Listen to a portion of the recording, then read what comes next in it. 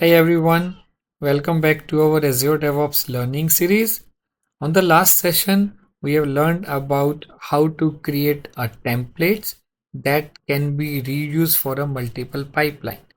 Today, we will go a one step more deeper on to understanding the conditions within a pipeline and how we can make a more control on a different stages of our pipeline so that it can be executed based upon what we needed and when we want that particular steps to be executed. So let's see this pipeline where if you can see I've set it up that this pipeline can be triggered if there is any change onto the main or the feature branch, followed by I have created few stages here. One, which is for the build, another stage for the deployment, next stage, which I want always to be executed even though there is any succeed or a failure. So let's learn about how the condition can helps to execute each and every stage and when we want a particular stage to be executed. First of all, let's understand that stage within a pipeline is always executed in a sequence, and jobs within a stage, if that has been defined, is executed by default in a parallel way. Okay. Along with that, there is one condition which Azure DevOps always considered as succeeded. It means when we are moving from one stage to another, if you are not giving the condition of succeed, Azure DevOps considered this as a default condition. You don't have to specifically mention that on succeed this particular stage to be executed. It is a by default. However, you can add few more parameters onto the condition like we are going to be discussed today in this session. Okay, now you can see here that we have created one stage with the build, and after the build the next stage is deploy. However, this particular stage can only be executed on two condition or an and condition that has been set it up. First one is succeeded, that the previous stage should be succeeded, and second condition is that the build branch, means the branch from where this pipeline is being executed, that branch should be my main branch. That is the condition, and it has been created with the and. It means that this particular stage is going to be deployed only for a main branch and when my previous step or the previous stage got succeeded. I have also created few more stages to show you the different condition. First is always. It means this stage, either the previous step is succeeded or a failure. This stage or these steps should always be executed once the pipeline get triggered or started. And the next condition to show in this video or in this session is cancelled. By any chance, if a user or a team wants to cancel the pipeline for XYZ reason, if the pipeline is cancelled, still we want this stage to be executed. I will talk more onto the benefits of each and every conditions and when you can use these conditions within your pipeline. So let's first see with all these conditions how the pipeline look like and whether these conditions are really working as we are expecting. Let's go to the pipeline. I've created a pipeline with the name as condition understanding, and let's first trigger the pipeline from a main branch to check that condition that we have given is working fine or not. So let's trigger this one. In parallel, I'm going to be trigger another pipeline, the same pipeline which has been there on my feature branch, to see whether the condition that has been given is working or not. So we'll see both the things, and then we'll look how the condition that has been given on the stage is working or not.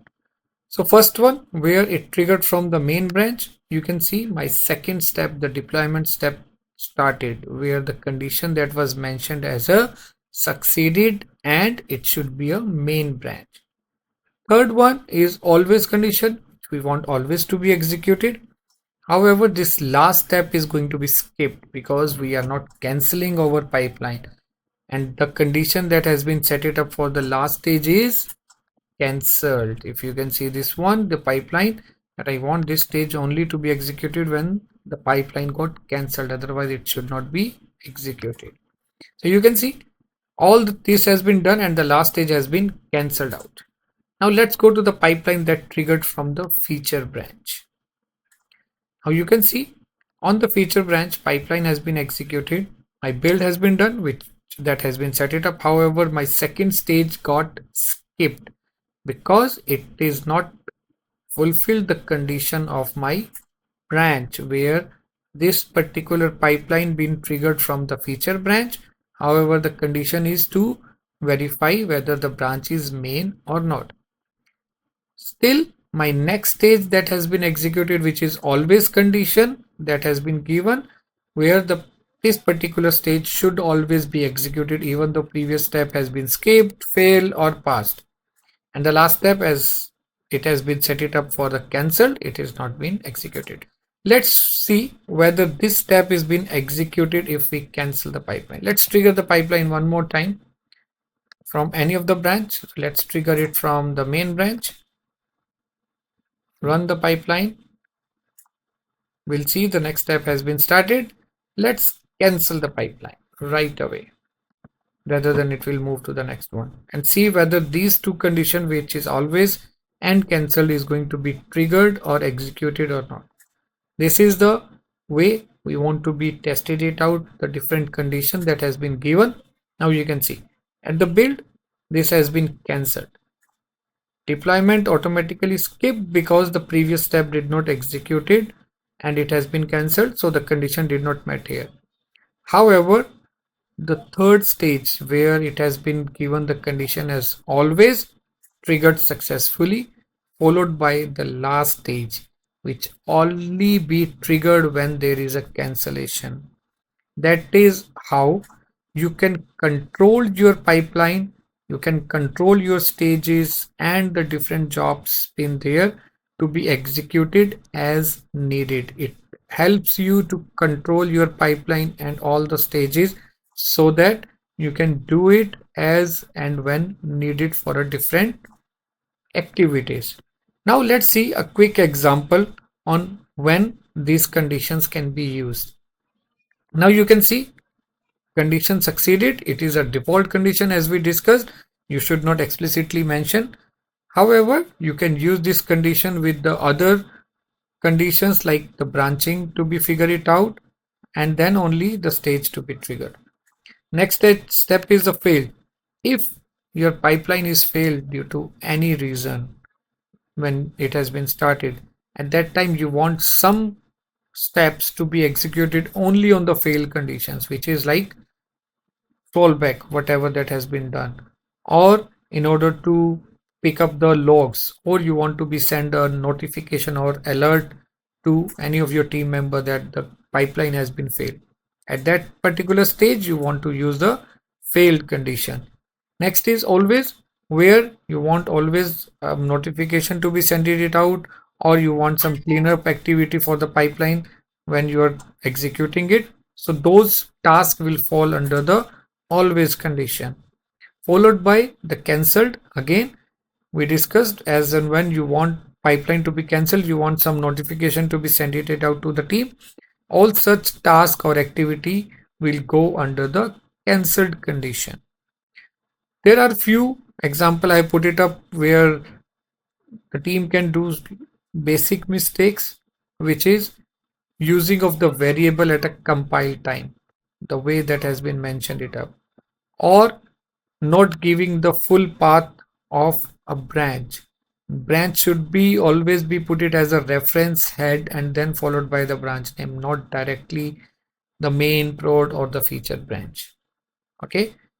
Third is mixing up the parameters and variable syntax. Parameter syntax is always started with the dollar sign followed by the parenthesis. However, the variable is always done in the brackets that has been defined here. Okay, so these are the common mistakes which needs to be understand and figure it out if the pipeline is not working. Thank you so much. We will go a little bit more deeper onto our upcoming session. Thank you.